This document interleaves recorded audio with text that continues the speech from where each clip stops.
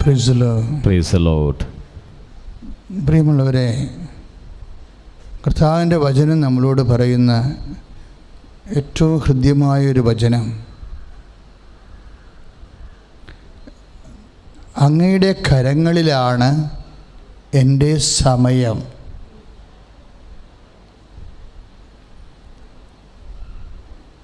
എന്നിട്ട് പറഞ്ഞ്, അങ്ങയുടെ കരങ്ങളിലാണ്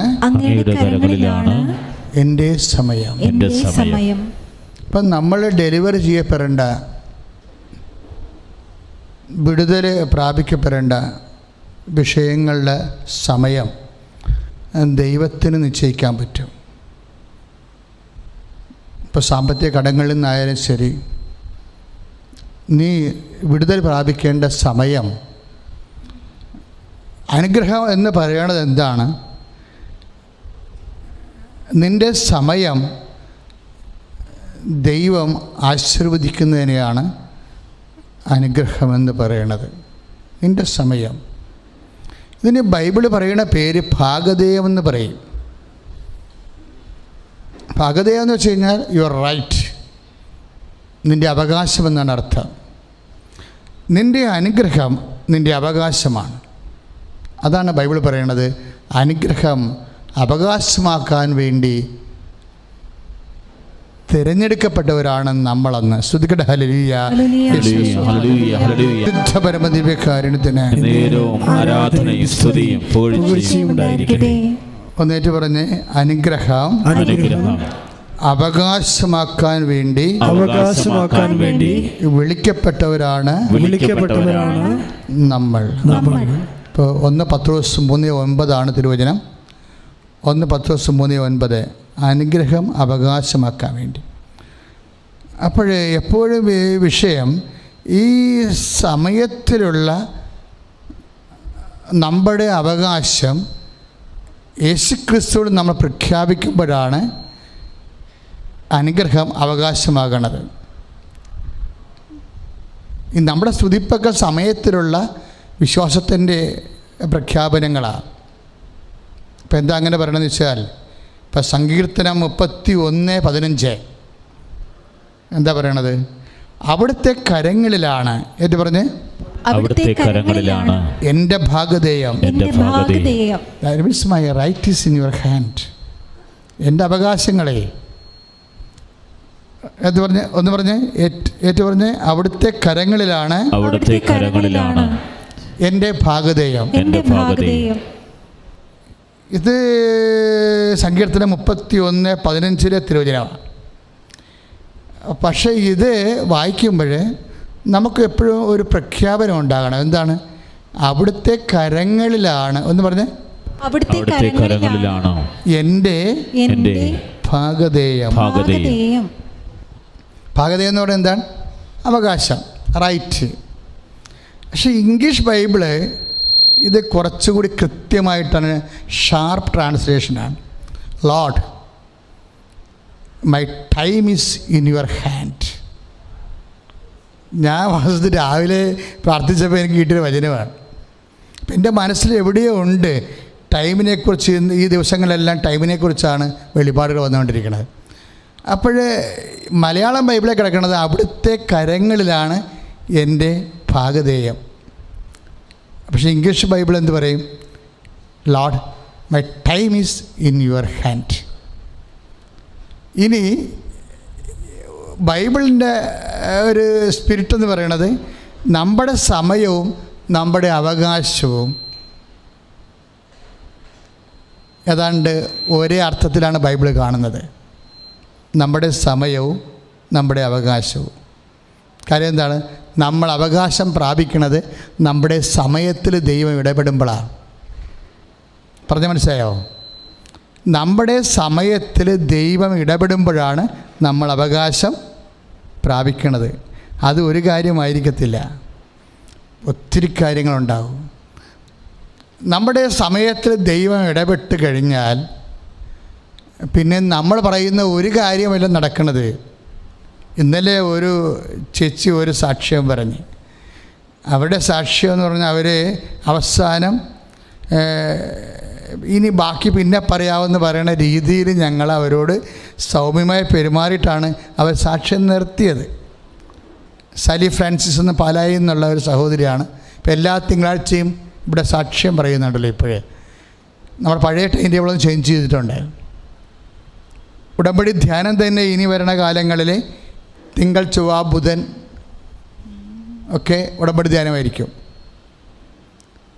തിങ്കൾ, ചൊവ്വ, ബുധൻ. കാര്യം കുറച്ച് പേരെല്ലാം നമുക്ക് പങ്കെടുപ്പിക്കാൻ പറ്റുന്ന കാരണം ധ്യാനത്തിൻ്റെ ദിവസങ്ങൾ കൂട്ടിയിരിക്കുകയാണ്. അതിനെ അറിയിക്കും. നമ്മളുടെ ഫേസ്ബുക്കിൽ നിങ്ങളൊന്ന് എപ്പോഴും നോക്കണം, ഉടമ്പടി ധ്യാനം എപ്പോഴാണെന്ന് നോക്കണം. അപ്പോൾ ചിലപ്പോൾ അതിന്മേൽ കാണും. അപ്പോൾ അതുകൊണ്ട് നിങ്ങൾക്ക് ഇനി മുമ്പത്തോളം ടെൻഷൻ ഇല്ല. തിങ്കളാഴ്ച, ചൊവ്വാഴ്ച, ബുധനാഴ്ച, ചിലപ്പോൾ വ്യാഴാഴ്ച വരെ അടുപ്പിച്ച് എല്ലാ ദിവസവും 10 മണി തൊട്ട് 1 മണി വരെ ഉടമ്പടി ധ്യാനം ഉണ്ടാകും. ഉച്ച കഴിയുമ്പോൾ ഉടമ്പടി നമുക്ക് എടുക്കാൻ പറ്റാത്തവർക്ക്, പുതിയ ആൾക്കാർക്ക് ഉടമ്പടി എടുക്കാനുള്ള അവസരം ഉണ്ടാകും. ഉച്ച കഴിയുമ്പോൾ ഉടമ്പടി പുതുക്കാനുള്ളവർക്ക് 5 മണി വരെ ഉടമ്പടി പുതുക്കാൻ അവസരം ഉണ്ടാകും. അപ്പോൾ പതുക്കെ ഗവൺമെൻറ് നിയമങ്ങൾക്ക് അടിസ്ഥാനത്തിൽ ശുശ്രൂഷകൾ പുനഃക്രമീകരിക്കപ്പെട്ടിരിക്കുകയാണ്. എല്ലാ ശുശ്രൂഷകളെയും സമർപ്പിച്ചുകൊണ്ട് ശ്രുതികട ഹല്ലേലൂയ പരിശുദ്ധ പരമദിവ്യകാരുണ്യത്തിന് ആരാധനയും സ്തുതിയും പുകഴ്ചയും ഉണ്ടായിരിക്കട്ടെ. അപ്പോൾ ഇന്നലെ സാലി ഫ്രാൻസിസ് എന്ന് പറഞ്ഞ മോള് സാക്ഷ്യം പറഞ്ഞത് മലബാറിൽ, അവർക്ക് ഈ സാലി ഫ്രാൻസിസിന് ഒരു 50-52 വയസ്സ് കാണുമായിരിക്കും. മലബാറിലുള്ള അവരുടെ അമ്മയ്ക്ക് 84 വയസ്സുണ്ട്. 84 വയസ്സുണ്ട്. അപ്പോൾ അവർക്ക് ഹാർട്ട് പ്രോബ്ലവും വേറെ കുറേ അധികം അസുഖങ്ങളുണ്ട്. അപ്പോൾ ഈ അസുഖങ്ങളെ അമ്മയുടെ അടുത്ത് പോയി നിന്ന് ചികിത്സിക്കാനോ ശുശ്രൂഷിക്കാനൊന്നും പറ്റുന്ന ഒരു കുടുംബ പശ്ചാത്തലമല്ല. അവരുടെ വീട്ടിൽ അവരെ പാലായിൽ അവരുടെ മാത്രമേ ഉള്ളൂ എല്ലാ കാര്യങ്ങൾക്കും. അപ്പോൾ എന്നാ ചെയ്യും? ഇവർ ചെയ്ത കാര്യം എന്ന് വെച്ച് കഴിഞ്ഞാൽ, ഇവരുടെ ഉടമ്പടി ധ്യാനം നടന്നുകൊണ്ടിരിക്കുന്ന സമയത്ത് അച്ഛൻ പറഞ്ഞു, നിങ്ങൾ രോഗമുള്ള ഇടത്ത് കൈകൾ വെച്ചുകൊണ്ട് പ്രാർത്ഥിക്കാൻ പറയും. രോഗമുള്ള ഇടത്ത്. അത് അമ്മ നമുക്ക് തന്നൊരു നോട്ടാണ്, നേരത്തെ തന്നാണ്, ഒരു 2 കൊല്ലമായി തന്നിട്ട്. രോഗമുള്ള ഇടത്ത് കൈകൾ വെച്ച് പ്രാർത്ഥിക്കാൻ പറയും. അപ്പോൾ ഇവർ അരൂപിയിൽ നിൽക്കുന്ന കാരണം പരിശുദ്ധാത്മാവ് പറഞ്ഞു, അത് നിൻ്റെ കാര്യം മാത്രമല്ല, നിനക്ക് നിൻ്റെ അമ്മയുടെ അടുത്ത് പോകാൻ പറ്റണില്ലല്ലോ, അവർ 84 വയസ്സുമായിട്ട് കിടപ്പല്ലേ. അപ്പോൾ അതിന് പകരം അവരുടെ ശിരസ് കൈവെക്കണതിന് പകരം അവരെ ഓർത്തുകൊണ്ട് നിൻ്റെ ശിരസ് കൈവച്ചാൽ മതിയെന്ന്. Price the Lord. അതായത് ഈ പരിശുദ്ധാത്മാവിൻ്റെ ഒരു പ്രത്യേകത ഞാൻ എപ്പോഴും നിങ്ങളോട് പറയും, കീപ് മിനിമം ഹോളി സ്പിരിറ്റ് എന്ന് പറയും. എന്ന് വെച്ച് കഴിഞ്ഞാൽ ബിവെയർ ഓഫ് ഹോളി സ്പിരിറ്റ് എന്നതിൻ്റെ അർത്ഥം പരിശുദ്ധാത്മാവിനെക്കുറിച്ച് എപ്പോഴും ഒരു ജാഗ്രത വേണം. നമുക്ക് പരിശുദ്ധാത്മാവിനെക്കുറിച്ച് ഒരു ജാഗ്രത വേണം. സഭയ്ക്ക് മൊത്തത്തിൽ വേണ്ടത് അതാണ്. നമുക്ക് ജാഗ്രതാ കമ്മീഷനൊക്കെ ഉണ്ട്. ഭൗതിക കാര്യങ്ങൾക്ക് നമുക്കുണ്ടാകുന്ന എന്തെങ്കിലും ഒരു കുറവുകൾ മനസ്സിലാക്കാനൊക്കെ നമുക്ക് കമ്മീഷൻസ് ഉണ്ട്. പക്ഷേ ഏറ്റവും സീരിയസ് ആയിട്ട് കമ്മീഷൻ വേണ്ടത് പരിശുദ്ധാത്മാവിനെക്കുറിച്ച് ഒരു ജാഗ്രത എപ്പോഴും വേണം നമ്മുടെ ജീവിതത്തിൽ. പരിശുദ്ധാത്മാവിനെക്കുറിച്ച് ജാഗ്രതയുണ്ടെങ്കിൽ നിങ്ങളുടെ പ്രെയർ ലൈഫിൽ ഒരിക്കലും, പ്രാർത്ഥനാ ജീവിതം ഒരിക്കലും ഫെയിലിയർ ആകത്തില്ല. കാര്യം പരിശുദ്ധാത്മാവ് എന്ന് പറയുമ്പോൾ തന്നെ അതിൻ്റെ അകത്ത് ഈശോയുടെ മനുഷ്യാവതാരം പരിശുദ്ധാത്മാവിലാണ് സംഭവിച്ചത്. ഈശോയുടെ കുരിശു മരണവും ആ മരണത്തിൻ്റെ ഭാഗമായി അവൻ്റെ പാർശ്വത്തിൽ പിളരുമ്പോൾ രക്തവും വെള്ളം ഒഴുകുന്നതും പരിശുദ്ധാത്മാവിലാണ്. എല്ലാം പരിശുദ്ധാത്മാവിലാണ് ആ രക്ഷണകൃത്യം പൂർത്തിയാകുന്നതെല്ലാം. പിന്നെ അവൻ ഉത്ഥിതനായി ഊതുമ്പോഴും സഭയ്ക്ക് ലഭിക്കുന്നത് പരിശുദ്ധാത്മാവിലാണ്. പരിശുദ്ധാത്മാവിനെക്കുറിച്ച് ചിന്തിക്കാത്ത ഒരു വ്യക്തി he's not at all a Christian. ഒരിക്കലുമല്ല. നിനക്ക് നിൻ്റെ കല്യാണം ഒത്തുവരണില്ല, അല്ലെങ്കിൽ നിൻ്റെ മകളുടെ ജോലി ശരിയാകണില്ല, അല്ലെങ്കിൽ വീട് വിൽക്കണില്ല, ഒത്തിരി സമ്മർദ്ദങ്ങൾ നമ്മുടെ ഇടയിലുണ്ട്. പക്ഷേ നീ ദൈവത്തിൻ്റെ അടുത്ത് വരുമ്പോൾ, അമ്മയോട് ചോദിക്കുമ്പോൾ, അമ്മേ പരിശുദ്ധാത്മാവിനെക്കുറിച്ചുള്ള ബോധം എനിക്ക് നൽകാൻ വേണ്ടി എനിക്ക് വേണ്ടി മധ്യസ്ഥം വഹിക്കാൻ പറയണം. ഒന്ന് കൈ നെഞ്ചത്ത് വെച്ചേ, കണ്ണുകളടച്ചേ, തല കുനിച്ചുകൊണ്ട് പ്രാർത്ഥിച്ച് അമ്മേ പരിശുദ്ധമ്മേ, അമ്മേ പരിശുദ്ധയമ്മേ, ദിവ്യകാരുണ്യ ആരാധന ദിവ്യകാരുണ്യ ആരാധന നടക്കുന്ന ഈ നിമിഷം വർദ്ധിച്ച സ്വർഗീയ സ്നേഹത്തോടെ വിശ്വാസത്തോടെ ഞാൻ മാധ്യസ്ഥ യാചിക്കുന്നു. അമ്മയെ ശക്തിപ്പെടുത്തിയ അത്യുന്നതന്റെ ശക്തിയായ പരിശുദ്ധാത്മാവിനെ കുറിച്ചുള്ള ബോധം എന്നിൽ ഉണർത്തണമേ.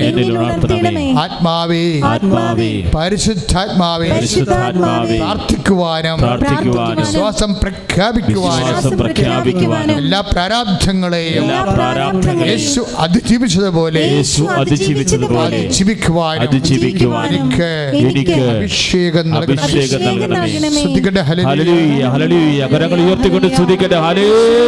പരിശുദ്ധ പരമദിവ്യകാരുണ്യത്തിന്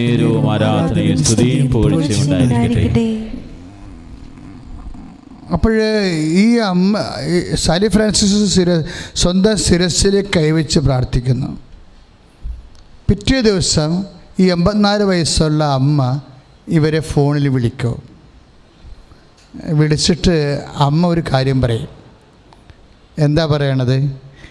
നിൻ്റെ ആലപ്പുഴ മാതാവ്, അങ്ങനെയാണ് പറയണത്. ഞാനും ആദ്യം കേൾക്കണം ഇങ്ങനെ. നിൻ്റെ ആലപ്പുഴ മാതാവ് സ്വപ്നത്തിൽ എൻ്റെ അടുത്ത് വന്നു. കാര്യം വെച്ചാൽ എന്നിട്ട് ഇവർ പറയുന്നൊരു കാര്യമുണ്ട്. അവരോട് പറയാത്ത ഒരു കാര്യം, 84 വയസ്സുണ്ട്, അത്ര വലിയ ബോധം ഓർമ്മയൊന്നുമില്ല. അവരോട് പറയാത്ത, അവർക്ക് ഇന്നുവരെ അറിയാത്ത ഒരു കാര്യം ഈ 84 വയസ്സുള്ള അമ്മച്ചി മകളോട് പറയാം. എന്താണ്? ഈ മാതാവിൻ്റെ കയ്യിൽ ഒരു ക്ലോക്ക് ഉണ്ടായിരുന്നെന്ന്. Praise the Lord. ഹല്ലേലൂയ, ഹല്ലേലൂയ, ഹല്ലേലൂയ. അതായത് നിങ്ങൾക്കറിയാം, ഈ അമ്മ മാതാവിനെ ആദ്യം പ്രതിഷ്ഠിച്ചിരുന്ന കാലത്തെ അമ്മ സമയഘടികാരം നെഞ്ചിച്ചാർത്തിയാണ് ഇവിടെ പ്രത്യക്ഷപ്പെട്ടത്. പക്ഷേ അത് ഈ 84 വയസ്സുള്ള അമ്മയ്ക്ക് അറിയത്തില്ല, അമ്മയോട് പറഞ്ഞിട്ടുമില്ല. പക്ഷേ അമ്മ പറയണത്, ഈ അമ്മ എനിക്ക് പ്രത്യക്ഷപ്പെട്ടപ്പോൾ അമ്മയുടെ കയ്യിൽ ഒരു ക്ലോക്ക് ഉണ്ടായിരുന്നു, ഒരു സമയം ഉണ്ടായിരുന്നെന്ന്. അത് ആണ് വശത്തിൽ ഇപ്പോൾ ഈ കൃപാസനം തുറന്നപ്പോൾ തന്നെ കിട്ടിയ ഏറ്റവും വലിയ. അപ്പോൾ ഞാൻ ഈ ദിവസങ്ങളൊക്കെ പ്രാർത്ഥിച്ചുകൊണ്ടിരുന്നത്, അമ്മയുടെ പ്രത്യക്ഷീകരണത്തിൻ്റെ സ്ഥിരീകരണ സാക്ഷിയായി എന്നെ ഉയർത്തണമേ എന്നാണ്. രോഗസൗഖ്യ ക്യാൻസർ രോഗികൾക്ക് വേണ്ടി പ്രാർത്ഥിക്കുന്നുണ്ട്, കിഡ്നി രോഗികൾക്ക് വേണ്ടി പ്രാർത്ഥിക്കുന്നുണ്ട്. അവരെ പ്രത്യേകം അവരാണിപ്പോൾ ഈ ദിവസങ്ങളിൽ പ്രാർത്ഥിച്ചുകൊണ്ടിരിക്കുന്നവരെയാണ്. അപ്പോൾ അവിടെ എല്ലാം പ്രാർത്ഥിക്കുന്നത് എന്താണ്? അമ്മയുടെ പ്രത്യക്ഷീകരണത്തിൻ്റെ സ്ഥിരീകരണത്തിൻ്റെ സാക്ഷിയായി എന്നെ ഉയർത്തണമേ എന്ന് യേശുനാമത്തെ പ്രാർത്ഥിക്കണമെന്നാണ്. അത് പ്രാർത്ഥിക്കാൻ തുടങ്ങിയപ്പോൾ തന്നെ അതേ അമ്മ പ്രത്യക്ഷീകരണത്തിൻ്റെ സ്ഥിരീകരണത്തിൻ്റെ സാക്ഷികളെ ഉയർത്തിക്കൊണ്ടിരിക്കുകയാണ്. കൈ ഇടിച്ച് കർത്താവ് കാലത്തിലെ അമ്മയുടെ കൈവിരൽ സ്പർശം, അതോടുകൂടിയാണ് നമ്മൾ അവകാശം പ്രാപിക്കുന്നത്. ഇപ്പോൾ 1 പത്രോസ് 3:9 എന്താ പറയണത്? അനുഗ്രഹം അവകാശമാക്കാൻ വേണ്ടി വിളിക്കപ്പെട്ടവരാണ് നമ്മൾ. അനുഗ്രഹം എങ്ങനെയാണ് അവകാശമാക്കണത്? നമ്മുടെ അനുഗ്രഹത്തിൻ്റെ നമ്മുടെ കാലത്തിൽ ദൈവം ഇടപെടണം. അപ്പോൾ ചില സമയത്ത് കാലത്തിൽ ഇടപെടാൻ ചില സാങ്കേതിക ബുദ്ധിമുട്ടുണ്ടാകും. അതാണ് ഈശോ പറയണത്. എന്താണ്? എൻ്റെ സമയം ഇനിയും, നിന്നെ അനുഗ്രഹിക്കാനുള്ള എൻ്റെ സമയം ഇനിയും. അവർക്ക് വീഞ്ഞില്ല എന്ന് പറയുമ്പോൾ ഈശോ എന്താ പറയണത്? ഇവരുടെ അനുഗ്രഹത്തിൻ്റെ കാലം ഇനിയും ആയിട്ടില്ല എന്ന് പറയും. അതാ 2:4 യോഹന്നാൻ്റെ സുവിശേഷം. അനുഗ്രഹം അവകാശമാക്കാൻ വേണ്ടി ജനിക്കപ്പെട്ടവരാണ് നമ്മൾ, വിളിക്കപ്പെട്ടവരാണ് നമ്മളെങ്കിലും ചില സമയത്ത് അതിൻ്റെ കാലമാകത്തില്ല. ഈ കാലമാകാതെ വരുമ്പോൾ ദൈവം അതിനു വേണ്ടി ഒരാളെ ഉയർത്തുകയാണ് പുതിയ നിയമത്തിലെ. എന്തിനാണ്? മനുഷ്യൻ്റെ അനുഗ്രഹകാലങ്ങളെ അവരുടെ ആവശ്യമനുസരിച്ച് കൊണ്ട് ക്രമീകരിക്കണം. മനുഷ്യൻ്റെ കാലങ്ങളെ അതിനാണ് അമ്മയോട് പറയുമ്പോൾ അമ്മ പറയും, ഈ അനുഗ്രഹകാലങ്ങളെ നമ്മുടെ ആവശ്യമനുസരിച്ച് കൊണ്ട് ക്രമീകരിക്കാൻ പറ്റും. എങ്ങനെ ക്രമീകരിക്കാൻ പറ്റും? നമ്മൾ ദൈവാനുഗ്രഹത്തിന് സ്വയം പ്രതിഷ്ഠിക്കുന്നവരാകണം. അപ്പോൾ ദൈവാനുഗ്രഹത്തിന് നമ്മൾ എങ്ങനെയാണ് സ്വയം പ്രതിഷ്ഠിക്കുന്നത്? ദൈവവചനമനുസരിച്ച് കൊണ്ട് നമ്മൾ ജീവിക്കണം. ചുരുക്കി പറഞ്ഞാൽ അവൻ പറയണത് പോലെ ചെയ്യണം. ഉടമ്പടി അതാണ് അതിൻ്റെ അനുഗ്രഹ മർമ്മം. അവൻ പറയണത് പോലെ നമ്മൾ ചെയ്യും. അവൻ പറഞ്ഞതുപോലെ ചെയ്ത് കഴിയുമ്പോൾ അമ്മയുടെ പ്രത്യേക മാധ്യസ്ഥത്താൽ നമ്മുടെ അനുഗ്രഹകാലത്തെ ദൈവം നമ്മുടെ അടിയന്തര കാര്യങ്ങളിലേക്ക് കൊണ്ടുവരും. ഇത് യഥാകാലം എന്ന് പറയും.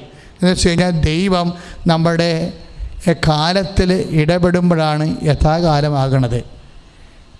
അല്ല സർക്കാർ കാലം വഴി പോലെ എന്നല്ല എൻ്റെ അർത്ഥം. ഓരോന്നും നടക്കേണ്ട കാലത്ത് നടന്നോളൂ എന്ന് പറയണില്ലേ? സർക്കാർ കാര്യം വഴി പോലെ, അങ്ങനെയല്ല. ബൈബിൾ ഇതിന് യഥാകാലം എന്നാണ് പറയണത്. യഥാകാലം എന്ന് വെച്ച് കഴിഞ്ഞാൽ നിൻ്റെ അനുഗ്രഹ കാലത്തിൽ ദൈവം ഇടപെടുന്ന കാലം. ഇപ്പോൾ ഉദാഹരണത്തിന് പ്രഭാഷകൻ 39 അധ്യായം 34 വാക്യം, ഒന്ന് മറ്റൊന്നതിനേക്കാൾ മോശമാണെന്ന് പറയാനാവില്ല. പ്രഭാഷകൻ 39 തിരുവചനം 34, ഒന്ന് ഏറ്റുപറഞ്ഞ് ഒന്ന് മറ്റൊന്നതിനേക്കാൾ മോശമാണെന്ന് പറയാനാവില്ല. ഓരോന്നും യഥാകാലം നന്മയായി തെളിയും. അതാതിൻ്റെ കാലത്ത് നന്മയായി തെളിയുമെന്നാണ്. പക്ഷേ ഈ യഥാകാലം എന്ന് പറഞ്ഞാൽ എന്താണ്? അമ്മ നിശ്ചയിക്കണ കാലമാണ്. അല്ലാതെ സർക്കാർ കാര്യം വഴി പോലെ എന്നല്ല. നിൻ്റെ കാലത്തെ ഇപ്പോൾ ഒരു സാക്ഷി ദിവസങ്ങളുടെ സാക്ഷ്യം എന്ന് പറയുന്നത് ഇതാണ്. അവർക്ക് 67 ലക്ഷം കടം. കഴിഞ്ഞ തിങ്കളാഴ്ചത്തെ സാക്ഷ്യമാണ്.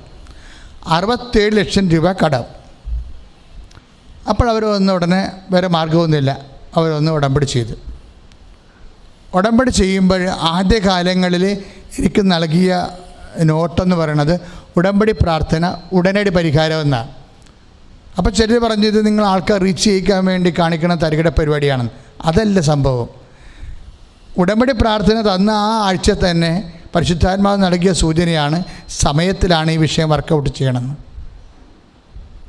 അപ്പോൾ പിന്നീട് ഞാൻ ചില ആൾക്കാരുടെ നിർദ്ദേശപ്രകാരം ഞാൻ ഏതെങ്കിലും ആൾക്കാർക്ക് തെറ്റിദ്ധാരണ ഉണ്ടാവേണ്ട ആ ഹെഡിങ് മാറ്റിയായിരുന്നു. പക്ഷേ ഹെഡിങ് മാറ്റിയുടെ കാര്യമില്ല. അമ്മ ഇപ്പോഴും ആ വിഷയം അതുപോലെ തുടരുകയാണ്. ഇവർ കൊണ്ടുവന്ന് 67 ലക്ഷത്തിൻ്റെ അവരെ അവിടെ വീട് വിറ്റ് പോയാലും വീട് വിറ്റാൽ പോലും അതിന് പരിഹാരമില്ല. വീട് വിറ്റാലും ആ 67 ലക്ഷം കിട്ടത്തില്ല. ഇനി 67 ലക്ഷം കൊടുത്തിട്ട് പിന്നെ വീടും വിറ്റ് തെണ്ടിത്തിരിഞ്ഞ് വീടില്ലാതെ നടക്കണം. അതാണ് അവരുടെ ജീവിതത്തിൻ്റെ അവസ്ഥ. പക്ഷേ എന്താ സംഭവിച്ചതെന്ന് വെച്ചാൽ ഉടമ്പടി ചെയ്ത് പിറ്റേ ദിവസം തന്നെ ഈ ബാങ്ക് മാനേജറിന് ഇവരെ വിളിക്കും. വിളിച്ചിട്ട് പറയും ഇത് നമുക്ക് 1 ടൈം സെറ്റിൽമെൻറ്റ് ചെയ്യാമെന്ന് പറയും. ഒറ്റത്തവണ തീർപ്പാക്കാം. അപ്പോൾ നമുക്ക് ഒറ്റത്തവണ തീർപ്പാക്കാൻ പറ്റിയ സ്വാഭാവികമായിട്ട് 67 ലക്ഷമാണ്. ഒറ്റത്തവണ തീർപ്പാക്കിയ ഒരു 40 ലക്ഷം അല്ലെങ്കിൽ 35 ലക്ഷം, ചിലർക്ക് 65-ന് 67-ന് 50 എന്നൊക്കെ പറയും. പക്ഷെ അങ്ങനെയല്ല. അമ്മ നിൻ്റെ കാലത്തിൽ ഇടപെട്ട് കഴിഞ്ഞാൽ അമ്മയുടെ ടേംസ് ആൻഡ് കണ്ടീഷൻ അനുസരിച്ചാണിത് ചെറുതാകണത്. ഒറ്റത്തവണ തീർപ്പ് എന്താ പറയണത്? 17 ലക്ഷം. ഇതാണ് വ്യത്യാസം. 50 ലക്ഷമാണ് റൈറ്റ് ഓഫ് ആകണത്. എത്ര എമൗണ്ട് റൈറ്റ് ഓഫ് ആകണമെന്നുള്ളത് അമ്മ തീരുമാനിക്കും. ഇതിനു വേണ്ടിയാണ് നിങ്ങൾക്ക് ഞാൻ വളരെ വ്യക്തമായിട്ട് ഉടമ്പടി പ്രകാരം ആ കൃത്യമായ പ്രത്യക്ഷീകരണ പ്രാർത്ഥന, ഉടമ്പടി അമ്മയെ ഉടമ്പടി വാഗ്ദാന പേടകത്തിന് നിറമുള്ള നീലത്തിരി, അതുപോലെ തന്നെ അനുഗ്രഹത്തിൻ്റെ നിറമുള്ള പച്ചത്തിരി, എല്ലാം ഉടമ്പടി വാഗ്ദാനമായിട്ട് ബന്ധപ്പെട്ട പുതിയ നമ്മൾ കണ്ടുപിടിച്ച കളറല്ല, എല്ലാ സുവിശേഷത്തിൽ ഉപയോഗിച്ചിരിക്കുന്ന കളറാണ്. അനുഗ്രഹത്തിൻ്റെ വാഗ്ദാന പേടകവുമായി ബന്ധപ്പെട്ടിട്ടുള്ള കളറാണ്. ഇതെല്ലാം ഓർക്കുമ്പോൾ ഈ പച്ച കാണുമ്പോൾ അഴുകി ഒലിച്ചു പോയ നോഹയുടെ പ്രളയകാലമാണ്. അതിനുശേഷം സമാധാനത്തിൻ്റെ അതിനുശേഷം ഈ I will give you the greenery earth, ഹരിതാഭമായൊരു ഭൂമി ദൈവം തിരിച്ചു കൊടുക്കുകയാണ്, എല്ലാം അഴുകിപ്പോയതിന് ശേഷം. അപ്പം തിരിച്ചു വരവാണ് നമ്മൾ. ഇവർക്ക് 17 ലക്ഷം അടക്കുന്നതിന് ഒരു പ്രശ്നമില്ല. അവർ 25 ലക്ഷം വരെ അടക്കാൻ തയ്യാറായിരുന്നു. അപ്പോൾ എന്നാ പറ്റി? ബാക്കിയായി. ദൈവം അനുഗ്രഹിക്കുമ്പോൾ ബാക്കിയായിട്ട് അനുഗ്രഹിക്കണത് എങ്ങനെയാണെങ്കിൽ അത് 6:36 ലെവലിലാണ് അനുഗ്രഹിക്കുന്നത്. അമർത്തി, ഇപ്പം ലുക്ക 6:36 അമർത്തി കുലുക്കി നിറച്ച് അളന്ന് അവൻ നിൻ്റെ മടിയിലേക്ക് ചൊരിയും. ആരാണ്? ദൈവം എന്നതിൻ്റെ അർത്ഥം. അവനെന്ന് പറഞ്ഞാൽ ആരാണ്? ദൈവം.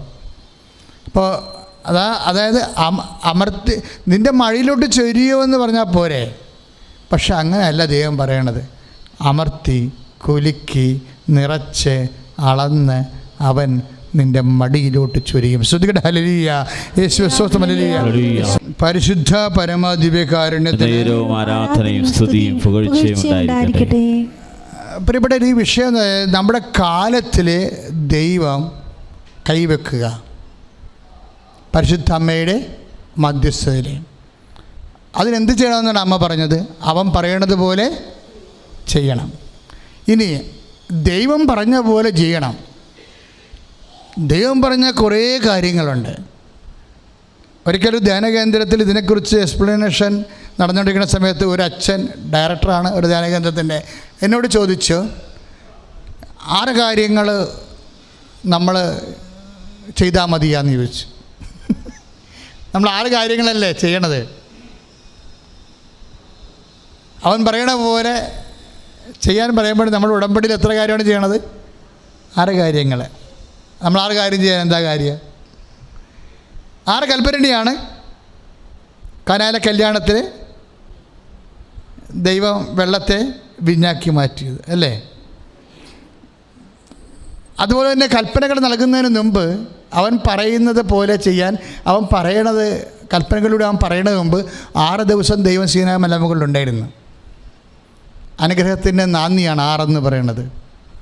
6 ദിവസമാണ് മേഘമായിട്ട് സീനായി മലമുകളിലെ ദൈവം വസിച്ചത്. 6-ാം ദിവസമാണ് കൽപ്പന കൊടുക്കുന്നത്. അവൻ പറയണത് അതുപോലെ ചെയ്യാൻ നമ്മൾ ബാധ്യസ്ഥരാണ്. പക്ഷെ ഞാൻ അച്ഛനോട് പറഞ്ഞ അതല്ല. അച്ഛനോട് ഞാൻ പറഞ്ഞത് ഉടമ്പടി പുതുക്കുമ്പോൾ വീണ്ടും നമ്മൾ 6 കാര്യങ്ങൾ വേറെ ചെയ്യുമെന്നാണ്. കാര്യം എന്താണ്? അത്ര കണ്ട് ദൈവവചനങ്ങൾ നമുക്ക് ചെയ്തു തീർക്കാനുണ്ട്. അത്ര കണ്ട് ദൈവവചനങ്ങൾ നമുക്ക് ഇപ്പോൾ ഉദാഹരണത്തിന് അവൻ പറഞ്ഞ ദൈവം പറഞ്ഞതാണ്. എന്താ പറഞ്ഞിരിക്കുന്നത്? ഹോസേയ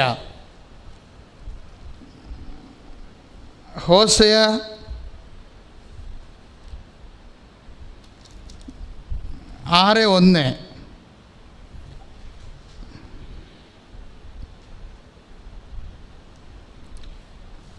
അവന് ജെറമിയ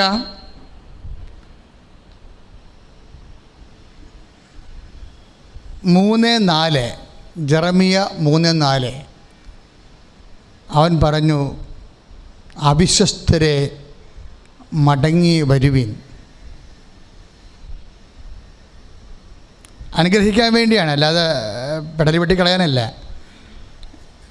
ദൈവം വിളിക്കുന്നതാണ്. എന്താണ്? ജെറമിയ 3:4 എന്താണ്? അവിശ്വസ്തരെ മടങ്ങി വരുവിൻ. അവൻ പറഞ്ഞതാ. നോൻപ് ഉപവാസത്തിൻ്റെ കാലം മടക്കയാത്രയുടെ കാലമാണ് അല്ലേ? നമ്മുടെ ഉപവാസത്തിൻ്റെ ഉദ്ദേശം എന്താ? ദൈവത്തെങ്കിലേക്ക് മടങ്ങിപ്പോകാൻ. അപ്പം മടങ്ങിപ്പോകുന്നവരെന്താ ചെയ്യേണ്ടത്? ഹോസേയ 5:4. ഹോസേയ 5:4 തങ്ങളുടെ ദൈവത്തിൻ്റെ അടുത്തേക്ക് തിരികെ പോകാൻ അവരുടെ പ്രവർത്തികൾ അവരെ അനുവദിക്കുന്നില്ല. അതാണ് പ്രശ്നം. അവൻ പറയണ പോലെ ചെയ്യണമെങ്കിലേ കുറച്ച് പ്രശ്നങ്ങളുണ്ടെന്ന്. അവൻ പറഞ്ഞത് എന്താണ്? മടങ്ങി വരാൻ പറയും. ജെറമിയ 3:4 എന്താ പറയണത്? അവിശ്വസ്തരെ മടങ്ങി വരുവിൻ. അപ്പം നമ്മളൊരിടത്ത് പോകുന്ന സമയത്ത് നമ്മളെ കൈകൊട്ടി വിളിച്ചാൽ അപ്പം തന്നെ തിരിച്ച് യൂട്ടേൺ എടുത്ത് തന്നെ വരാം. യൂട്ടേൺ എടുത്ത് വരാൻ ബുദ്ധിമുട്ടുണ്ടെന്നാണ് പറയണത്. ഹോസേയ പറയണത് ചുമ്മാ യൂട്ടേൺ എടുത്ത് വരാൻ പറ്റത്തില്ല. എന്നാൽ യൂട്ടേൺ എടുത്ത് വരാൻ പറ്റാത്തത്? ഈസി അല്ലെന്ന് മടങ്ങി വരണത്. അതാണ് ഹോസേയ 5:4 എന്താ പറയണത്? തങ്ങളുടെ ദൈവത്തിൻ്റെ പറഞ്ഞ മക്കളെ, തങ്ങളുടെ ദൈവത്തിൻ്റെ അടുത്തേക്ക് തിരികെ പോകാൻ അവരുടെ പ്രവർത്തികൾ അവരെ അനുവദിക്കുന്നില്ല. അതാണ് പ്രശ്നം. അവൻ പറയണ പോലെ ചെയ്യാൻ മടങ്ങിപ്പോവുകയാണ് വേണ്ടത്. പക്ഷെ മടങ്ങിപ്പോകാൻ കുറച്ച് പ്രശ്നമുണ്ട്. എന്താ കാര്യം? അവിടെ പ്രവർത്തികൾ അവരെ അനുവദിക്കുന്നില്ല. പ്രവർത്തികൾ എന്തൊക്കെയാ? ഹോശേയ 5:4 ബാക്കി ഭാഗമുണ്ട്, ബി പോയിന്റ്. കാരണം വിചാര ദുർഭൂതം അവരിൽ കുടികൊള്ളുന്നു, അവർ കർത്താവിനെ അറിയുന്നില്ല. ഇസ്രായേലിൻ്റെ അഹങ്കാരം അവനെതിരെ സാക്ഷ്യം നൽകുന്നു. എബ്രായിം തൻ്റെ തിന്മയിൽ തട്ടി വീഴും, യൂദ അവരോടൊപ്പം കാലിടറി വീഴും. മടക്കയാത്രയിൽ കാലിടറി വീഴാൻ സാധ്യതയുണ്ട്. ആ പഴയ തിന്മയിൽ തന്നെ നമ്മൾ നിലനിൽക്കുകയാണെങ്കിൽ മടക്കയാത്രയിൽ കാലിടറി വീഴും. ഈ നോൻപിൻ്റെ വലിയ കാലത്ത് ഇപ്പോൾ 12-ാം തീയതി മുതൽ ഉടമ്പടി പുതുക്കാൻ തുടങ്ങുകയാണ്. പുതുക്കാൻ വരുന്നവരെല്ലാം ശ്രദ്ധിക്കാൻ വേണ്ടിയാണ് ഈ വചനം പറയുന്നത്. മടങ്ങി വരാൻ പറയുന്നുണ്ട്. പക്ഷെ മടങ്ങി വരുമ്പോൾ കാലിടറി വീഴരുത്. വീഴാനുള്ള സാധ്യത എന്താണ്? പഴയ ദുർവൃത്തിയിൽ തന്നെ നിലനിൽക്കുകയാണെങ്കിൽ തീർച്ചയായിട്ടും മടങ്ങി വരത്തില്ല. കാര്യം എന്താണ്? ഇടയ്ക്ക് കാലിടറി വീഴും. ഇത് വളരെ സീരിയസ് വിഷയമാണ്. മടങ്ങി വരാൻ നമുക്ക് ആഗ്രഹമുണ്ട്. പക്ഷേ പഴയ പ്രവർത്തികൾ ആഭിചാരത്തിലും വ്യഭിചാരത്തിലും അഹങ്കാരത്തിലും ഒക്കെ തന്നെ നിൽക്കുകയാണെങ്കിൽ ഹോശേയ പറയണ പോലെ മടക്കയാത്രയിൽ വീണ്ടും കാലുമടങ്ങി വീഴും. പ്രാർത്ഥിക്കുക, കർത്താവായ ദൈവമേ, അവൻ പറയുന്നത് പോലെ ചെയ്യാൻ, കർത്താവിലേക്ക് മടങ്ങി വരാൻ ഞാൻ ഉപവസിക്കുന്നുണ്ട്, പ്രാർത്ഥിക്കുന്നുണ്ട്. പക്ഷേ എന്റെ പ്രവൃത്തികള് പഴയ പാപപ്രവൃത്തികളിലെ നിലനിൽക്കുന്നതിനാൽ കാലിടറി വീഴുവെന്ന് കർത്താവിന്റെ വചനം അനുസ്മരിച്ചുകൊണ്ട് കർത്താവേ അവൻ പറയണത് പോലെ ചെയ്തുകൊണ്ട് വിശുദ്ധി പാലിക്കുവാൻ എന്നെ അനുഗ്രഹിക്കണമേ.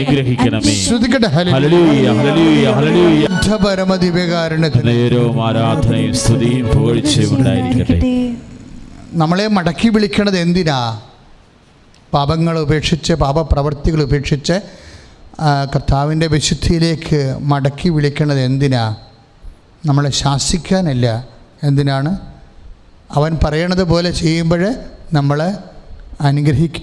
അത് സുവിശേഷത്തിൻ്റെ പ്രഖ്യാപിത നിലപാടാണ്. അവൻ പറയണത് പോലെ ചെയ്യുമ്പോൾ നമ്മൾ അനുഗ്രഹിക്കപ്പെടും. അതാണ് ഹോശേയ 6:1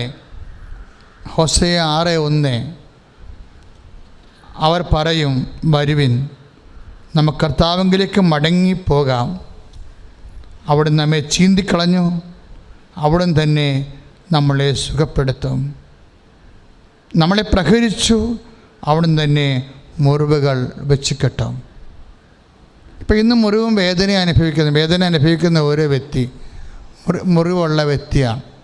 ഇപ്പം ജപ്തി നടപടിയെക്കുറിച്ച് വേദന അനുഭവിക്കുന്നു എന്നുവെച്ചാൽ എൻ്റെ അടുത്ത് ഹൃദയം നുറുങ്ങിയ മുറിവുള്ള വ്യക്തിയാണ്. എന്താ ബൈബിൾ പറയണത്? ഹോശേയ 6:1 അത് ഞാൻ വെച്ച് കെട്ടുമെന്ന്. അതാ വെച്ച് കെട്ടിയതാണല്ലോ കാണുന്നത്. 67 ലക്ഷം വെറും 17 ലക്ഷമായിട്ട് മാറുമ്പോൾ എന്താ സംഭവിക്കണത്? ആ മുറിവുകൾ ദൈവം വെച്ച് കെട്ടി. ഒരുമാതിരി മുറിവല്ലല്ലോ, വേദനിക്കണതെല്ലാം മുറിവുകളാണ്. വീടില്ല എന്നും പറഞ്ഞ് നീ വേദനിച്ചാൽ അതൊരു മുറിവാണ്. ആ മുറിവ് ഞാൻ വെച്ച് കെട്ടുമെന്ന് പറഞ്ഞതിൻ്റെ അർത്ഥം എന്താണ്? നിൻ്റെക്കും മക്കൾക്കും ജീവിക്കാനുള്ള വീട് ഞാൻ തരുമെന്നതിൻ്റെ അർത്ഥം. പക്ഷേ അതൊക്കെ മുമ്പ് എന്ത് ചെയ്യണം? നീ വിശുദ്ധീകരിക്കപ്പെടണം. അവൻ പറയണത് പോലെ ചെയ്തുകൊണ്ട് പ്രാർത്ഥിക്കുക. കർത്താവേ, പരമാവധി എൻ്റെ കഴിവിനപ്പുറത്ത് അങ്ങയുടെ കൃപയാൽ വിശുദ്ധിയോടെ ജീവിക്കുവാൻ ദൈവവചനം പോലെ ജീവിക്കുവാൻ എന്നെ വിശുദ്ധീകരിക്കണമേ, എന്നെ അഭിഷേകം ചെയ്യണമേ. പരമദിവ്യകാരുണ്യത്തിന് അപ്പോൾ ഉടമ്പടിയെ അനുശാസിക്കുന്ന അവൻ പറയണത് പോലെ ചെയ്തുകൊണ്ട് എൻ്റെ ഒരു ഉദ്ദേശം എന്താണ്? നമ്മളെ വിശുദ്ധി പ്രാപിക്കാനാണ്. രണ്ടാമത്തെ ഉദ്ദേശം എന്താണ്? നമ്മളെ ശക്തി പ്രാപിക്കാനാണ്. അതാണ് ഉടമ്പടി 2 ഭാഗമുള്ളത്. ആത്മവിശുദ്ധീകരണ നടപടി എന്നുണ്ട്. ആ പച്ച പേപ്പർ നിങ്ങളെ കിട്ടുമ്പോൾ നിങ്ങൾ നോക്കിയാൽ മതി. ഒന്ന് ആത്മവിശുദ്ധീകരണ നടപടിയാണ്. രണ്ടാമത്തേത് എന്താണ്? ആത്മശക്തീകരണ നടപടിയാണ്. അതെല്ലാം പൊതു ലക്ഷ്യം എന്താണ്? അവൻ പറയണത് പോലെ ചെയ്യുക. ഇപ്പോൾ നടപടി പുസ്തകം 14:16 കഴിഞ്ഞ തലമുറകളിൽ എല്ലാ ജനതകളെയും സ്വന്തം മാർഗങ്ങളിൽ സഞ്ചരിക്കാൻ അവിടുന്ന് അനുവദിച്ചു. ഇപ്പം കർത്താവിനെ അറിഞ്ഞില്ല, സുവിശേഷം അറിഞ്ഞില്ല എങ്കിൽ നിങ്ങൾക്ക് സ്വന്തം മാർഗത്തിൽ പോകാം, ദൈവം അനുവദിക്കും. സുവിശേഷം അറിഞ്ഞില്ല, രക്ഷയുടെ മാർഗം അറിഞ്ഞില്ല എങ്കിൽ നിങ്ങൾക്ക് സ്വന്തം വഴിക്ക് പോകാം. അവൻ പറയണത് നിങ്ങൾ അറിഞ്ഞില്ലെങ്കിൽ, അവൻ പറയണത് എന്താണെന്ന് നിങ്ങൾക്ക് അറിയത്തില്ലെങ്കിൽ സ്വന്തം മാർഗത്തിൽ പോകാം. പക്ഷേ രക്ഷയിൽ നിങ്ങൾക്ക്, നിത്യരക്ഷയിൽ നിങ്ങൾക്ക് പങ്കാളിത്തമില്ല. ഭൂമിയിൽ ചത്തുകെട്ട് മരിച്ച് മൺമറഞ്ഞു പോകും. അങ്ങനെ അത് പട്ടിയും അങ്ങനെ ജീവിക്കുന്നുണ്ട്. അതിനെ കെട്ടിയെടുത്ത് മനുഷ്യനാകണമെന്ന് ഒരു നിർബന്ധമില്ല. അവൻ അതാണ് 14:16 കഴിഞ്ഞ തലമുറയിൽ, എന്നുവെച്ചാൽ ദൈവത്തെ അറിയാത്ത ഒരു കാലഘട്ടം, കഴിഞ്ഞ കാലഘട്ടത്തിൽ എല്ലാ ജനതകളെയും, അത് ക്രിസ്ത്യാനിയും തന്നെയല്ല, എല്ലാ ജനതകളെയും സ്വന്തം മാർഗത്തിൽ പോകാൻ ദൈവം അനുവദിച്ചു. കഴിഞ്ഞ തലമുറ ഏറ്റുപറഞ്ഞ് 14:16 നടപടി പുസ്തകം എന്ന് പറയുന്നത് അപ്പോസ്തല പ്രവർത്തനം. ഏറ്റുപറഞ്ഞ് കഴിഞ്ഞ തലമുറയിൽ എല്ലാ ജനതകളെയും സ്വന്തം മാർഗത്തിൽ സഞ്ചരിക്കാൻ അവിടുന്ന് അനുവദിച്ചു. എങ്കിലും നന്മ പ്രവർത്തിക്കുകയും ആകാശത്തു നിന്ന് മഴയും ഫലപുഷ്ടമായ കാലാവസ്ഥയും നിങ്ങൾക്ക് പ്രദാനം ചെയ്യുകയും ആഹാരവും ആനന്ദവും നൽകി നിങ്ങളുടെ ഹൃദയങ്ങളെ നിറയ്ക്കുകയും ചെയ്തുകൊണ്ട് അവിടുന്ന് എനിക്ക് സാക്ഷ്യം നൽകി. ഇപ്പം നമ്മൾ അനുഭവിക്കുന്ന എല്ലാം, ശരീരത്തിലും സമൂഹത്തിലൊക്കെ അനുഭവിക്കുന്ന എല്ലാ ആനുകൂല്യങ്ങളും ദൈവത്തിൻ്റെ സാന്നിധ്യത്തിൻ്റെ സാക്ഷ്യമാണ്. നിങ്ങൾ whether you are belongs to Christian or other caste, അതൊന്നും വിഷയമല്ല. നിങ്ങൾ അനുഭവിക്കുന്ന മനുഷ്യനെന്ന നിലയിൽ നിങ്ങൾ അനുഭവിക്കുന്ന എല്ലാം ദൈവത്തിൻ്റെ സാന്നിധ്യത്തിൻ്റെ സാക്ഷ്യമാണ്. ഒരു പൂ മണത്ത് നോക്കിയാൽ ഹായ് എന്നല്ല പറയണത്, പ്രൈസ് ദി ലോർഡ് എന്നാണ് പറയേണ്ടത്. ഒരു പൂ മണത്ത് നോക്കിക്കഴിഞ്ഞാലേ നമ്മൾ ഹായ് എന്നല്ല പറയണത്, പിന്നെന്താ പറയേണ്ടത്? പ്രൈസ് ദി ലോർഡ്, ദൈവമേ നന്ദി. എന്താ കാര്യം? അവൻ്റെ സാന്നിധ്യത്തിൻ്റെ അടയാളമാണ്. കൈയിടിച്ച് കർത്താൻ പരിശുദ്ധ പരമദിവ്യകാരുണ്യത്തിന് നമുക്ക് ഒന്നുകൂടി ആ വചനം കാണുകയാണ്. നമ്മൾ 14:16 വീട്ടിൽ പോയിട്ട് യൂട്യൂബ് പിന്നെയും നോക്കുക മാത്രമല്ല, കർത്താവിൻ്റെ വെളിപാട് നിൻ്റെ രക്ഷയ്ക്ക് വേണ്ടി, നിൻ്റെ സൗഖ്യത്തിന് വേണ്ടി നൽകിയിരിക്കുന്ന കർത്താവിൻ്റെ വചനങ്ങൾ ദൈവം നിന്നോട് പറഞ്ഞത് അവൻ പറയണത് പോലെ ചെയ്യാൻ നമ്മൾ ബാധ്യസ്ഥരാണ്. അപ്പോഴെന്ത് ചെയ്യണം? നമ്മളത് ഷെയർ ചെയ്യുക കൂടി ചെയ്യണം. എന്താണ്? അവൻ പറഞ്ഞതാണ് ലോകം മുഴുവനും പോയി എല്ലാ സൃഷ്ടികളോടും സുവിശേഷം പ്രസംഗിക്കുക. അപ്പോൾ നീ നിൻ്റെ യൂട്യൂബിൽ ഒരു ഷെയർ ചെയ്ത് കഴിഞ്ഞാൽ നീ വഴി അനേകായിരങ്ങളെ കർത്താവിനെ അറിയും. അങ്ങനെ ദൈവത്തിൻ്റെ ജോലി നീ ചെയ്യുമ്പോൾ നിൻ്റെ ജോലി ദൈവം ചെയ്യും. കൈ ഇടിച്ച് കർത്താവ്. വീണ്ടും 14:16 വായിക്കുകയാണ്. കഴിഞ്ഞ തലമുറയിൽ, അതായത് ദൈവത്തെ അറിയാത്ത, കർത്താവിൻ്റെ വചനം അറിയാത്ത, അവൻ പറയണത് പോലെ ചെയ്യാൻ അറിയാത്ത കഴിഞ്ഞ തലമുറയിൽ എല്ലാ ജനതകളെയും സ്വന്തം മാർഗങ്ങളിൽ സഞ്ചരിക്കാൻ അവിടുന്ന് അനുവദിച്ചു. നിങ്ങൾക്കറിയാവുന്ന മാർഗങ്ങളിൽ പോകാൻ അനുവദിച്ചായിരുന്നു. പിന്നെ എന്താ പ്രശ്നം? ഇപ്പോൾ 17:30 നടപടി പുസ്തകം 17:30.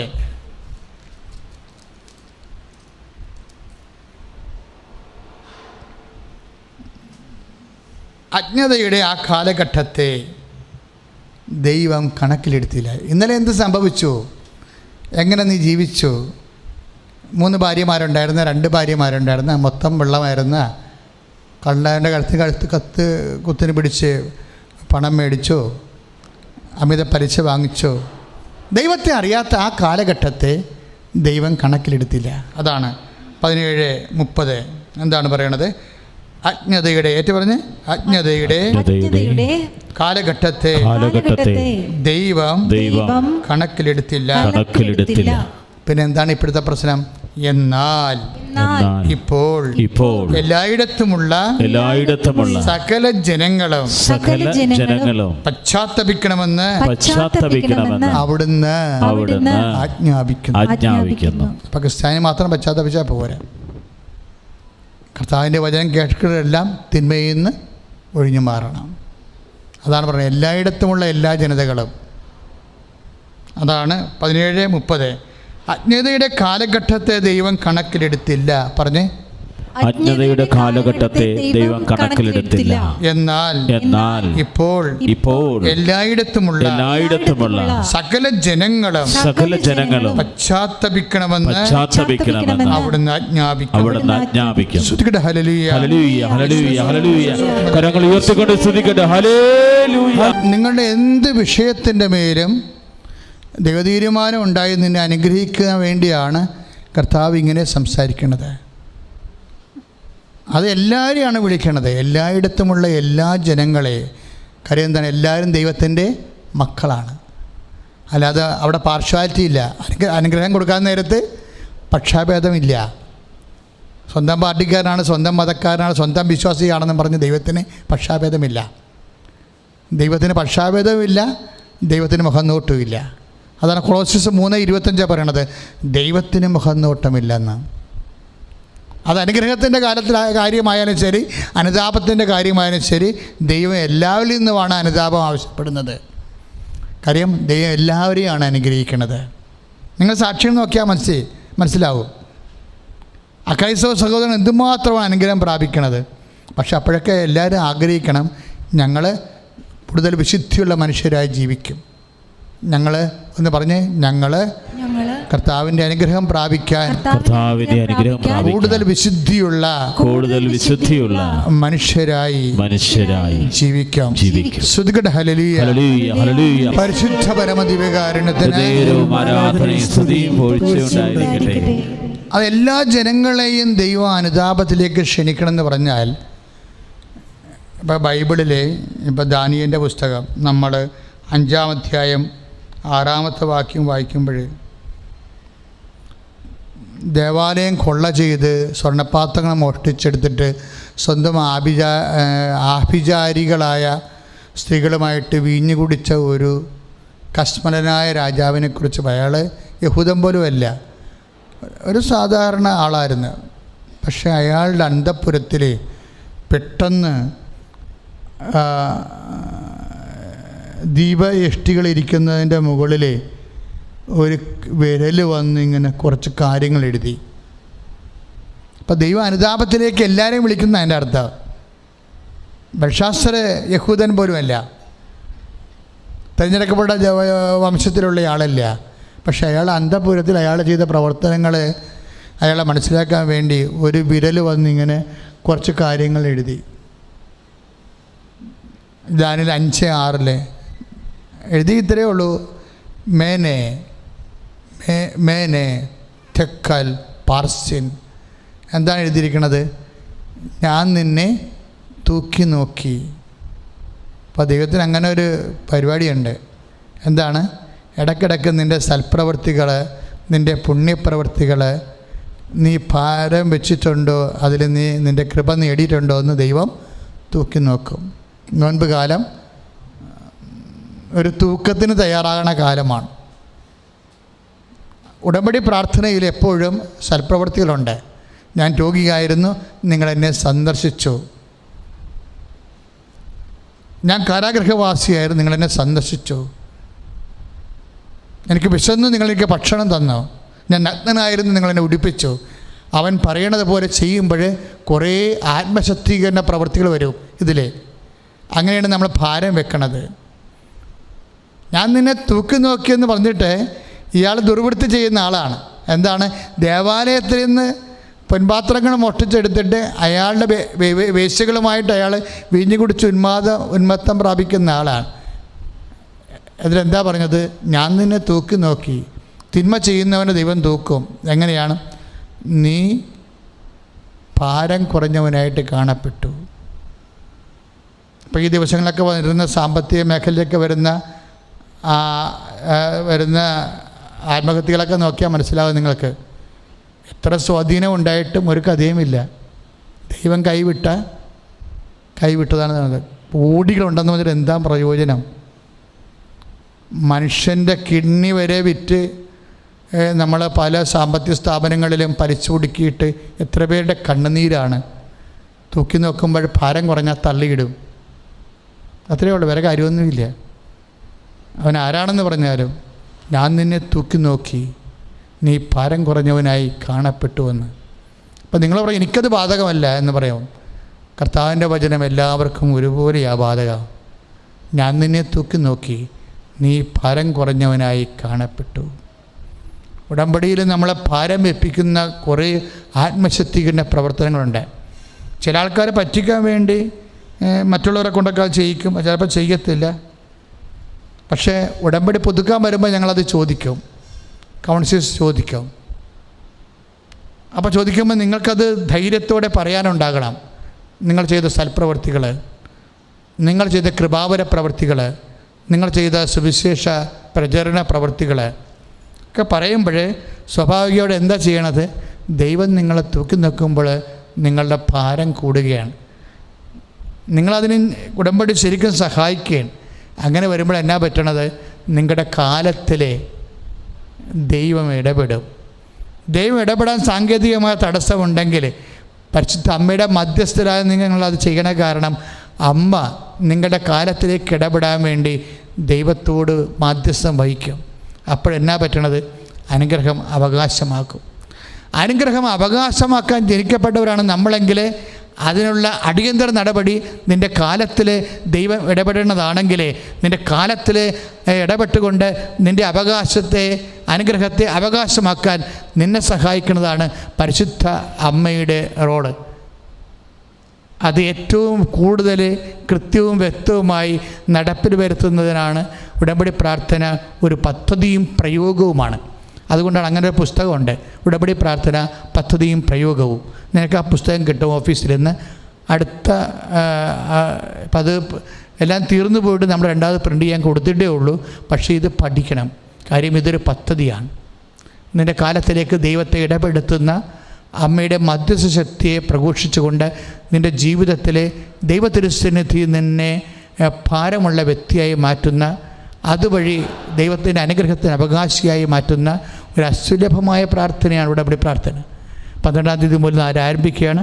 നിങ്ങളത് മനസ്സിലാക്കിക്കൊണ്ട് അതിനുവേണ്ടി നമുക്ക് മറ്റ് പ്രാർത്ഥന പോലെയല്ല, ഇതൊരു ഭയങ്കര സിസ്റ്റമാറ്റിക് പ്രെയർ ആയത് കാരണം ഇതിൻ്റെ വിവിധ വശങ്ങൾ നമ്മൾ പഠിക്കാത്തിടത്തോളം കാലം. അതുകൊണ്ട് തന്നെ ഉടമ്പടിക്ക് വരുന്നവർക്ക് പ്രത്യേക ക്ലാസ്സുണ്ട്. ആ ക്ലാസ് കഴിയുമ്പോൾ ഞങ്ങൾ സർട്ടിഫിക്കറ്റ് തരും, ഒരു ചീട്ട് തരും. ആ ചീട്ടും കൊണ്ട് വന്നാൽ മാത്രമേ ഉടമ്പടി ചെയ്യിക്കത്തുള്ളൂ. അല്ലെങ്കിൽ വെറുതെ ഒന്നും ഉടമ്പടി ചെയ്യാൻ പറ്റത്തില്ല. ഇപ്പോൾ പ്രത്യക്ഷീകരണ പ്രാർത്ഥന ചെല്ലാൻ ഇവിടെ ഈസിയായിട്ട് ഒന്ന് ചെല്ലാൻ പറ്റും. പക്ഷേ ഉടമ്പടി പ്രാർത്ഥന ദൈവിക പദ്ധതിയാണ്. അത് നിത്യത വരെ നിന്നെ സഹായിക്കും. എൻ്റെ ഭൗതികമായ അനുഗ്രഹത്തിൽ തുടങ്ങിയിട്ട് നിത്യ അനുഗ്രഹം വരെ നിനക്ക് നൽകുന്ന രീതിയിലാണ്. അതുകൊണ്ടാണ് ആ പുസ്തകം നിങ്ങൾ വാങ്ങിച്ചിട്ട് അതിനെക്കുറിച്ച് വീട്ടിലിരുന്ന് അവധാനതയോടെ പഠിച്ച് പ്രാർത്ഥിച്ച് അത് ഒരുങ്ങിയാണ് ശരിക്കും ഉടമ്പടി ചെയ്യാൻ വരേണ്ടത്. അതിനുവേണ്ടിയുള്ള ഒരു നല്ല കാലം ദൈവം വീണ്ടും നമ്മുടെ ജീവിതത്തിൽ ആരംഭിക്കുകയാണ്. ശ്രുതികട ഹല്ലേലൂയ.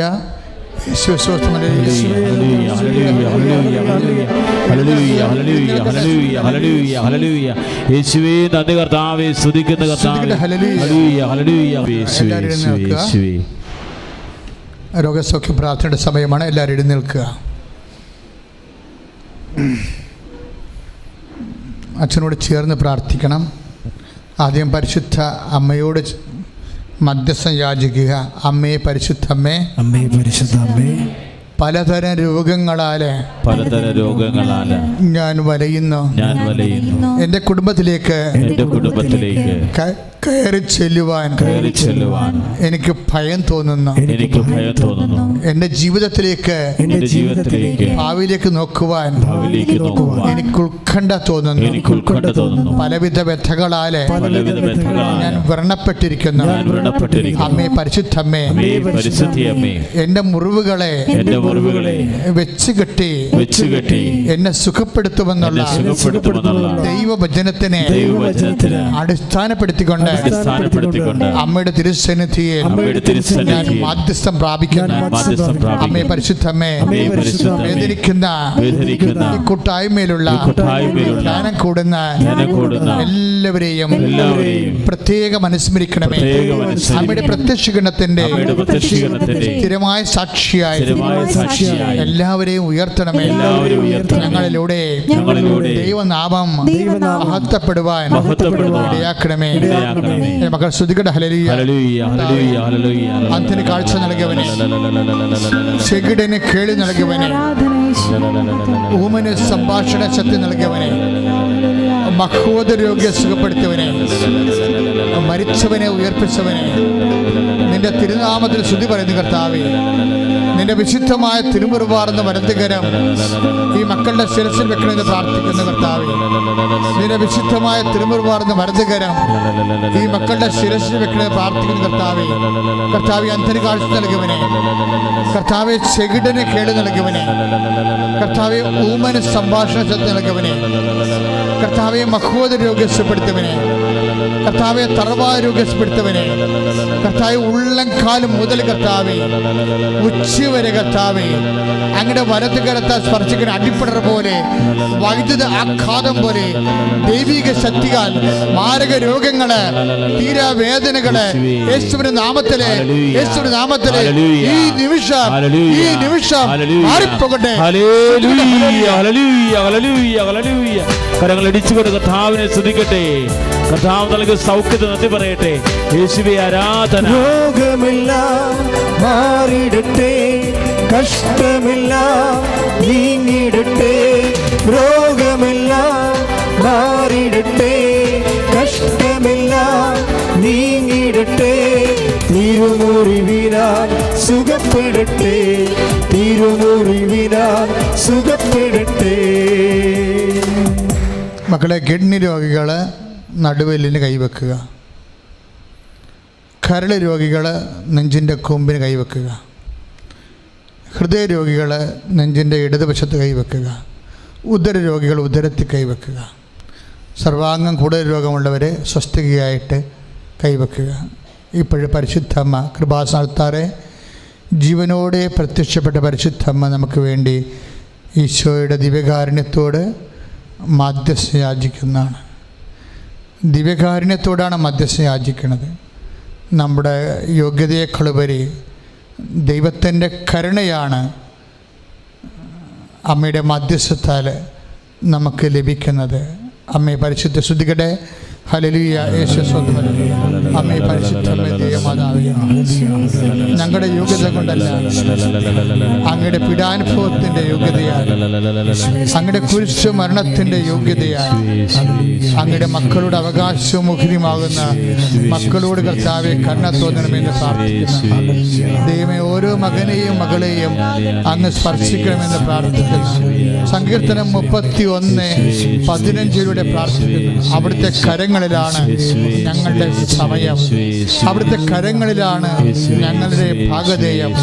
ആ സമയത്തെ കർത്താവേ, ഞങ്ങൾക്ക് അനുയോജ്യമായ വിധത്തില്, അനുഗ്രഹമായ വിധത്തില് അമ്മയെ പരിശുദ്ധമ്മയെ കാനായിലെ കല്യാണ വേളയിൽ ചെയ്തതുപോലെ അമ്മയുടെ മധ്യസ്ഥത്താൽ ഞങ്ങൾക്ക് അനുകൂലമാക്കി മാറ്റണമെന്ന് പ്രാർത്ഥിക്കുന്നു. കർത്താവേ, യോഹന്നാൻ 2:4 പ്രാർത്ഥിക്കുന്നു. അമ്മേ, ഇപ്പോഴും മധ്യസ്ഥം വഹിക്കണമേ, എല്ലാ മക്കൾക്ക് വേണ്ടി മധ്യസ്ഥം വഹിക്കണമേ കർത്താവേ. അവിടെ യോഗ്യത കൊണ്ടല്ല, അമ്മയുടെ മധ്യസ്ഥത്തിന്റെ യോഗ്യതയാൽ കർത്താവേ. എഫേസ്യസ് 2:8 പ്രാർത്ഥിക്കുന്നു. Not by merit but by grace കർത്താവേ. അങ്ങയുടെ കൃപയാൽ, അങ്ങയുടെ കൃപയാൽ, അനുഭവത്താൽ നേടിയ കൃപയാൽ, കുരിശുമരണത്താൽ നേടിയ കൃപയാൽ മാർഗരോഗങ്ങള്, വ്യാധികള്, ദുരിതങ്ങള് യേശുനാമത്തില്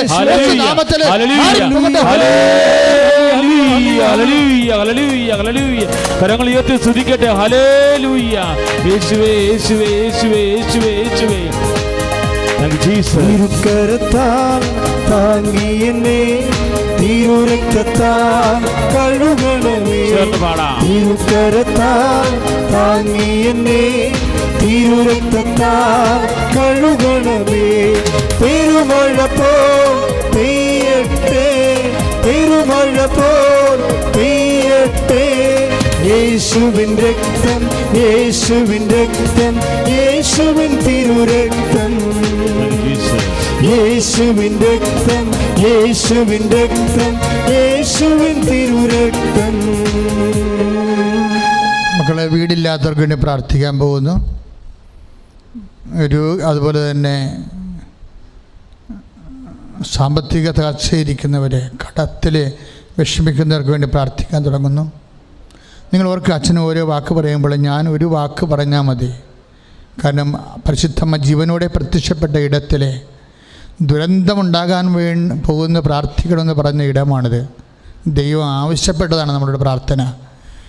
നിൻ്റെ ജീവിതത്തിൽ ഏത് ദുരന്തമായാലും ഈ അൾത്താറയിൽ അതിന് പരിഹാരം ഉണ്ടാകുമെന്നുള്ള ബോധ്യത്തിലാണ് നീ പ്രാർത്ഥിക്കേണ്ടത്. പ്രാർത്ഥിക്കുക. കർത്താവായ ദൈവമേ, എല്ലാ സാമ്പത്തിക തകർച്ചയുള്ളവരെയും പരിശുദ്ധ അമ്മ വഴി ഈശോയ്ക്ക് സമർപ്പിക്കുന്നു. കർത്താവേ, ഭവനരഹിതര്, മക്കളില്ലാത്തവര്, ജോലി ഇല്ലാത്തവര്, വിവാഹം ഒത്തുവരാത്തവര് എല്ലാവരും സമർപ്പിക്കുന്നു. വരുമാന മാർഗമില്ലാത്തവര്, പഠനത്തിൽ പുറകായവര്, പഠനത്തിൽ തോറ്റുപോയവര്, പരീക്ഷയിൽ തോറ്റുപോയവര്, ഓരോ നൈപുണ്യ പരീക്ഷകള്, മത്സര പരീക്ഷകളിലെല്ലാം കർത്താവെ പിന്നിലായി പോയവരെ, അമ്മേ പരിശുദ്ധമ്മേ, ജോലി ഇല്ലാത്തവരെ, ജോലി നഷ്ടപ്പെട്ടവരെ, ശമ്പളം കുറഞ്ഞു പോയവരെ പൂർണ്ണമായി ഏറ്റെടുക്കണമേ, പൂർണ്ണമായി ഏറ്റെടുക്കണമേ. എന്റെ കർത്താവിന്റെ ഉന്നതമായ നാമത്തില്, എന്റെ കർത്താവിന്റെ ഉന്നതമായ നാമത്തില് അടിപ്പിണർ പോലെ, വൈദ്യാഘാതം പോലെ ദൈവിക ശക്തി, ദൈവിക കരങ്ങള് ഇപ്പോൾ പ്രാർത്ഥിക്കുന്നവരുടെ മേൽ, കണ്ണീരിടുന്നവരുടെ മേൽ ദൈവം സ്പർശിക്കട്ടെ. ഇവിടെ സാക്ഷ്യം പറയാൻ നമ്മുടെ പ്രത്യക്ഷീകരണത്തിന്റെ സാക്ഷികളായി യേശുനാമത്തിലെ ഞങ്ങളെ ഉയർത്തണമേ. നമ്മുടെ പ്രത്യക്ഷീകരണത്തിന്റെ സ്ഥിരമായ സാക്ഷികളായി യേശുനാമത്തിലെ ഞങ്ങളെ ഉയർത്തണമേ. നമ്മുടെ പ്രത്യക്ഷീകരണത്തിന്റെ സ്ഥിരമായ സാക്ഷികളായി യേശുനാമത്തിലെ ഞങ്ങളെ ഉയർത്തണമേ.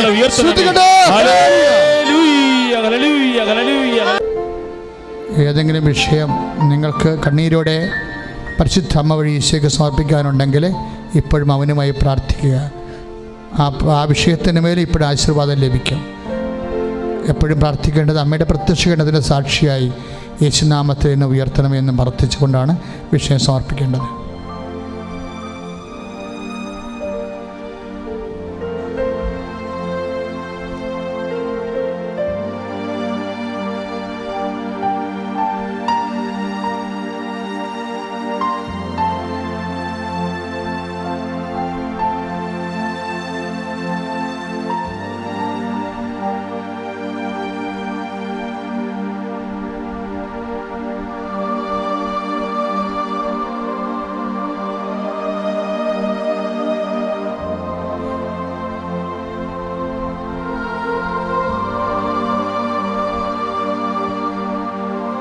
കരങ്ങളെ ഉയർത്തി കർത്താവിനെ സ്തുതിക്കട്ടെ. ഇതാ കർത്താവ് നമ്മളെ ആശീർവദിക്കുക. കരങ്ങളെ ഉയർത്തി ശക്തമായി സ്തുതിക്കുക. ഹല്ലേലൂയ, ഹല്ലേലൂയ, ഹല്ലേലൂയ. യേശുവേ സ്തോത്രം, യേശുവേ നന്ദി കർത്താവേ. സ്തോത്രം ചെയ്യുമ്പോൾ സ്തുതിക്കുന്നു. ഹല്ലേലൂയ, ഹല്ലേലൂയ, ഹല്ലേലൂയ, ഹല്ലേലൂയ. ഉടമ്പടി നിയോഗങ്ങളെ കർത്താവ് ആശീർവദിക്കുകയാണ്. കുടുംബ സമാധാനമില്ലാതെ വിഷമിക്കുന്ന